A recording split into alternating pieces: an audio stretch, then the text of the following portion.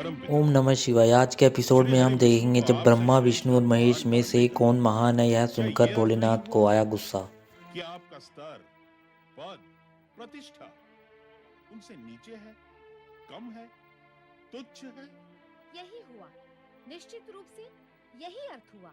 और परमपिता मुझे सूचित किए बिना ही इंद्र और सची श्री हरि विष्णु को उनकी महानता का विश्वास दिलाने गए हैं।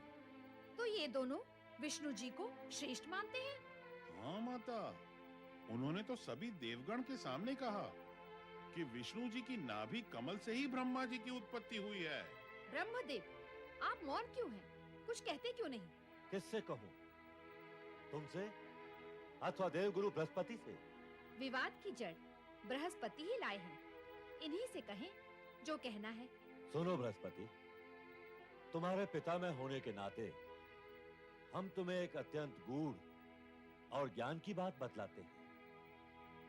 ये वर्तमान में तो तुम्हारा हित करेगी ही, भविष्य में भी तुम्हें लाभ पहुंचाएगी। लेकिन ऐसा तब होगा जब तुम इस ज्ञान को गुणोगे, अर्थात उसे व्यवहार व आचरण में लाओगे। मात्र सुना और कहा हुआ ज्ञान लाभ नहीं पहुंचाता, लाभ तो उसे जीवन में उतारने से ही होता है। आप आज्ञा करें परमपिता। यहाँ पर ब्रह्मा मैं जी उसे अवश्य ही बृहस्पति को आत्मसात समझाने की कोशिश करते इस हैं कि ज्ञान यह का विवाद प्रथम यहीं अंश ये समाप्त है कर दो, लेकिन तभी माता कि सरस्वती को ज्ञानी भी सदा क्रोध आ जाता जोड़ने का है कार्य और करते वो भी इस विवाद में आ हैं, जाती तोड़ने हैं। का नहीं। और जो तोड़ने का कार्य करते हैं वे ज्ञानी होते ही नहीं, अज्ञानी होते हैं। और उस ज्ञान का शेष अंश? 100 ज्ञानी क्या सोच और कह रहे हैं, ज्ञानी कभी इस पर ध्यान नहीं देता। यदि देगा तो वो भी अज्ञानियों की श्रेणी में आ जाएगा। इसलिए ज्ञानी केवल एक ज्ञानी के विचार पर विचार करता है। तुम भी ऐसा करोगे तो तुम्हारे स्वास्थ्य के हित में होगा, यहाँ आकर मुझे लाभ ही हुआ है परमपिता। और भविष्य में भी तुम्हें लाभ ही होगा। जाने से पूर्व एक सत्य और सुनते जाओ। भगवान शिव की आज्ञा और इच्छा से ही हम दोनों प्रकट हुए थे। हम दोनों में तुच्छ और महान होने का कोई प्रश्न ही नहीं है। और अब तुम इस विवाद को यहीं समाप्त कर दो। स्वामी, विवाद आपने उठाया ही नहीं तो समाप्त आप कैसे करवा सकते हैं? जिन्होंने इस विवाद को प्रश्रय दिया है उन्हें शिक्षा तो मिलनी ही चाहिए। आपके विरुद्ध होने वाले प्रचार को मैं सहन नहीं कर सकती। यदि आपने इस विषय में कुछ नहीं किया तो मैं स्वयं ही सक्रिय हो जाऊंगी। देवी, हमने जो गुरु ज्ञान अभी अभी देव गुरु बृहस्पति को दिया है, उसकी आवश्यकता तुम्हें भी है। अधिक क्या कहें, यदि तुम नहीं मानोगी तो देवगण में विवाद और चिंता बढ़ जाएगी। एक चिंता मिटती नहीं और दूसरी जन्म ले लेती है। हम देवताओं के साथ ही और यहाँ पर सभी देवता भी परेशान हो जाते हैं कि कौन महान है। अकारण ही देवराज इंद्र और देवगुरु बृहस्पति दो विभिन्न दलों में विभक्त हो गए। देवगुरु ब्रह्मा जी को महान बता रहे हैं और देवराज श्री हरि विष्णु को। ये विवाद बढ़ता ही जा रहा है। विवाद के बढ़ने से अहित तो हम देवताओं का ही होगा। एक हमारे अधिपति हैं और दूसरे गुरु। इस समय तो विचारणीय और चिंताजनक ये है कि यदि असुरों को ये ज्ञान हो गया कि देवगण दो दलों में बट गए हैं तो वे इस स्थिति का अवश्य लाभ उठाएंगे। इस विवाद की विडंबना है कि दोनों ही ये समझते हैं कि हम उनके साथ हैं, जबकि हम इस विवाद में किसी के भी पक्षधर नहीं हैं। हमारे लिए तो दोनों ही समान हैं। फिर भी इस विवाद का शीघ्र ही अंत होना चाहिए और इस कार्य में देवऋषि नारद ही हमारी सहायता कर सकते हैं। नारायण नारायण नारायण श्रीमन नारायण नारायण नारायण नारायण नारायण नारायण। अरे अरे अरे अरे, मुख मुद्रा से तो आप सभी देवगण चिंतित दिखाई दे रहे हैं। यदि आप चिंतित हैं तो उसका कारण भी अवश्य होगा, और फिर नारद से चिंता का कारण छिपाने का कोई कारण नहीं। बताओ। आपसे क्या छिपाना देवऋषि, आपको तो सब कुछ बताकर हम चिंता से मुक्त होते हैं। देवऋषि, देवगण दो दलों में बट गए। नारायण नारायण। जब दुर्गति होने वाली होती है तो फिर ये बटना छटना कटना होता ही रहता है, किंतु जब बटना दल में हो तो ये बटना दलदल तक ले जाता है। किंतु ये किया किसने? क्यों? बताओ। देवगुरु बृहस्पति और देवराज इंद्र ने। नारायण नारायण, ऐसा सुना था कि एक समय ऐसा आएगा जब रक्षक ही भक्षक बन जाएंगे। अर्थात वो समय आ गया। यहाँ रक्षक भक्षक बनना प्रारंभ हो गए। किंतु उन्होंने ऐसा क्यों किया? बताओ। देवराज और देवी सची का मानना है कि श्रीहरि विष्णु महान है, जबकि देवगुरु का मानना है कि सृष्टि के रचयिता ब्रह्मा जी महान है। दूसरों को महान सिद्ध करने के फेरे में पड़कर प्राणी स्वयं कितना यहाँ पर सभी देवता नारद मुनि से पूछते हैं कि इस समस्या का हल कीजिए, पर नारद मुनि बताते हैं कि इस समस्या का हल करना कठिन है। उपाय नहीं किया गया तो असुरगण इस स्थिति का अनुचित लाभ उठा सकते हैं। अवश्य उठाएंगे, क्यों ना उठाएंगे? फिर लाभ उठाना ये सभी की प्रवृत्ति है। दानव भी उठाएंगे लाभ, अवश्य उठाएंगे। वैसे किसी को महान बताना ये उचित है, किंतु किसी एक को दूसरे से महान बताना ये अनुचित ही नहीं, भयंकर भी है। विवाद बढ़ने की संभावना बढ़ गई है। निस्संदेह बढ़ गई है। इसे घटाकर समाप्त करने का उपाय बताएं देवऋषि। कठिन है, नारद के लिए कठिन है। हाँ, टक्कर यदि देव और दानव में हो तो नारद उपाय बता सकता है, या दानव और मानव में टक्कर हो तो नारद उपाय बता सकता है, या तो फिर देव और मानव में टक्कर हो तो भी नारद उपाय बता सकता है। किंतु ताल ठोकने वाले स्वयं देव गुरु बृहस्पति और देवराज इंद्र हो तो नारद नारायण नारायण कुछ नहीं कर सकता। तो फिर कौन कर सकता है? वही बभूतधारी, चर्मधारी, त्रिशूलधारी, त्रिकालदर्शी भगवान भोलेनाथ। आप सभी को उन्हीं की शरण में जाना चाहिए। देवऋषि, क्या ये संभव नहीं है कि आप ब्रह्मा जी और विष्णु जी दोनों को ये समझाएं कि वे दोनों मिलकर इस बात का निर्णय कर लें कि दोनों में कौन महान है? नारायण नारायण, मैं उन्हें समझाऊं? उन दोनों में से एक मेरे परमपिता ब्रह्मा जी और मेरे आराध्य श्रीहरि विष्णु हैं। उन्हें समझाऊं? मैं कदापि नहीं। पवन देव, कलयुग को आने में अभी कुछ समय शेष है। कलयुग में ऐसा होगा जब पुत्र और शिष्य अपने पिता और गुरु को कुछ नहीं समझेंगे, स्वयं तो कुछ नहीं समझेंगे, किंतु उन्हें समझाएंगे। अभी वो युग नहीं आया। अतः मैं श्री हरि विष्णु और मेरे परमपिता ब्रह्मा जी को समझाने की दृष्टता कदापि नहीं करूंगा। आप ना समझाएं तो क्या वे दोनों स्वयं चर्चा करके समझने का कार्य नहीं कर सकेंगे? अग्निदेव, उन्हें समझने की आवश्यकता है क्या? उन्हें तो इस विवाद का ज्ञान भी नहीं होगा, और यदि ज्ञान हो भी जाए तो वे क्या चर्चा करेंगे, क्या समझाएंगे और क्या समझेंगे? क्या श्री हरि विष्णु परमपिता ब्रह्मा जी से ये कहेंगे कि वर्षा ऋतु से लेकर शरद ऋतु तक मैं महान रहूंगा और आप हीन रहना? और फिर परमपिता ब्रह्मा जी श्री हरि विष्णु से ये कहेंगे कि शरद ऋतु से लेकर ग्रीष्म ऋतु तक मैं महान रहूंगा और आप दीन रहेंगे? नारायण नारायण। और फिर श्री हरि विष्णु परमपिता ब्रह्मा जी का प्रस्ताव मान्य करते हुए कहेंगे, हाँ हाँ यही उचित होगा।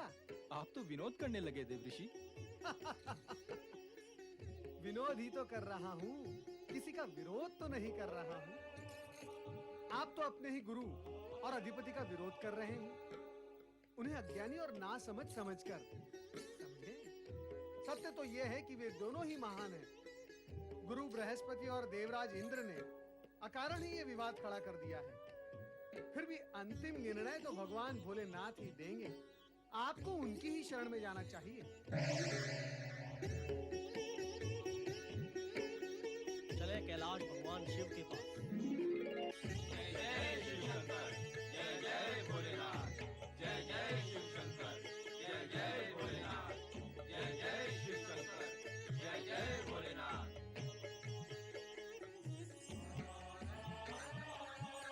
नंदी महाराज, कहाँ है भगवान शिव शंकर? माता पार्वती भी कहीं दिखाई नहीं दे रही। माता पार्वती तो गणेश और कार्तिकेय के पास गई हैं। और भगवान शिव वे कहाँ गए हैं ये हम भी नहीं जानते। हम स्वयं उन्हीं की प्रतीक्षा कर रहे हैं। हमें तो उनसे आवश्यक निवेदन करना था। कहें तो वरुण देव, क्या निवेदन करना था? नहीं नंदी महाराज, यह तो हम भगवान भोलेनाथ के अतिरिक्त अन्य किसी को नहीं बता सकते।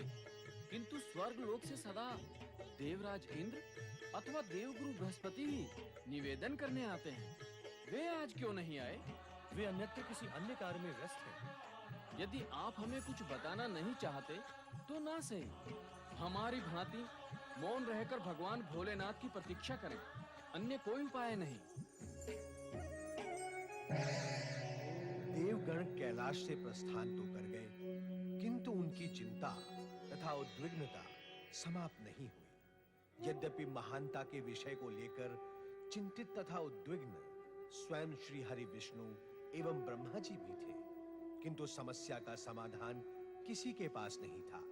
इसी विषय को लेकर नंदी तथा शिवगण अभी तक व्यग्रता से त्रिकालदर्शी भोलेनाथ की प्रतीक्षा कर रहे थे कि वे कैलाश पर प्रकट हों और उनका मार्गदर्शन करें। नारायण नारायण। राम देव ऋषि। कल्याण भो। नंदी महाराज, अब आपकी प्रतीक्षा की घड़ी समाप्त हो रही है। देव ऋषि, आपको कैसे ज्ञात हुआ कि हम भगवान भोलेनाथ की प्रतीक्षा कर रहे हैं? नारायण नारायण।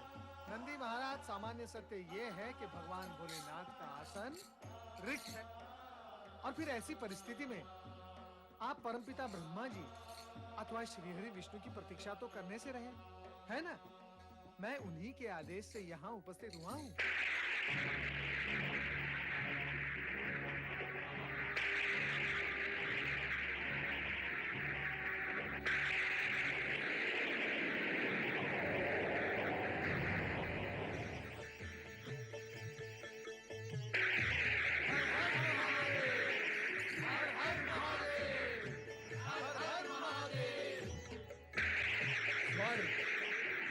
ब्रह्मलोक और वैकुंठ लोक का वातावरण किसने दूषित किया है नारद? ये हम भली भांति जानते हैं। इसमें देवगुरु, देवराज और देवगण का ही प्रमुख हाथ है। वे ही दोषी हैं। भगवान, इस विषय में मुझे तनिक भनक अवश्य मिली थी, किंतु इस विषय में मैं इससे अधिक कुछ नहीं जानता। नारद, जब तुम्हें ब्रह्मा विष्णु के महानता के विवाद के विषय में ज्ञात हो ही गया था, तो तुम्हें तुरंत उनके पास जाकर उन्हें इस विषय से अवगत कराना चाहिए था, किंतु तुमने इस विषय में कोई रुचि नहीं ली, क्योंकि तुम प्रतीक्षा करते रहे। ये विवाद तूल पकड़े, विषय गंभीर हो जाए तो तुम्हें भी अपनी नारद लीला प्रकट करने का अवसर मिले। अपनी लीला प्रकट करने के प्रलोभन में तुम मौन रहे। नहीं भोलेनाथ, नहीं, ऐसा कदापि नहीं है। मैं सर्वथा निर्दोष हूँ भोलेनाथ। लीला दिखाने का विचार अथवा उद्देश्य मेरा कदापि नहीं था। कृपया आप मुझे अपने कोप का भाजन न बनाएं भोलेनाथ। हाँ, मैंने देवगण को इतना अवश्य कहा था भोलेनाथ कि इस विवाद को केवल भगवान भोलेनाथ ही सुलझा सकते हैं, और ये सत्य भी है भोलेनाथ। इसी उद्देश्य को लेकर मैं आपके पास आया भी था। यहाँ आए थे, किंतु अधीर होकर बिना प्रतीक्षा किए चले भी गए। क्या अब उनमें इतना भी धैर्य नहीं रहा कि हमारे लौटने तक हमारी प्रतीक्षा करते? हम इस विवाद का इसी समय अंत कर देंगे। देवगुरु बृहस्पति, देवराज इंद्र, शची और देवगण सभी कैलाश पर तुरंत उपस्थित हों।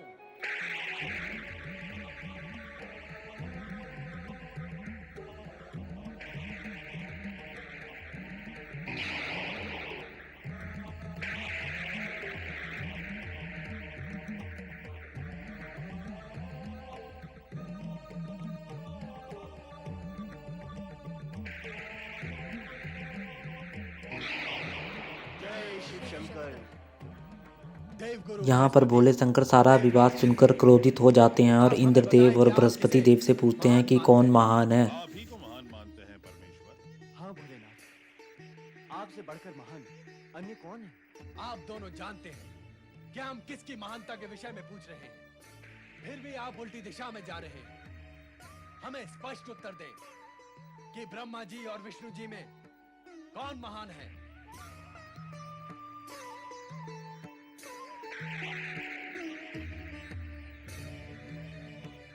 भोलेनाथ,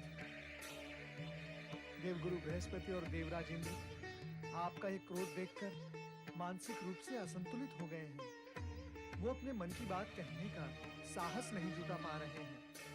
कृपया आप उन्हें क्षमा कर दें और अपना ये क्रोध शांत करें भोलेनाथ, शांत करें। हमारे शांत हो जाने से ये विवाद समाप्त नहीं होगा नारद। यदि ये दोनों कुछ भी कहने की स्थिति में नहीं है तो हम ब्रह्मा जी और विष्णु जी को कैलाश पर आमंत्रित करके इस विवाद को जड़ सहित मिटा देंगे। ब्रह्मदेव कैलाश पधारे। अगर आपको यह एपिसोड अच्छा लगा हो तो चैनल को लाइक, सब्सक्राइब और कमेंट जरूर कीजिए और इसका अगला एपिसोड देखने के लिए कमेंट में यस जरूर टाइप करिए।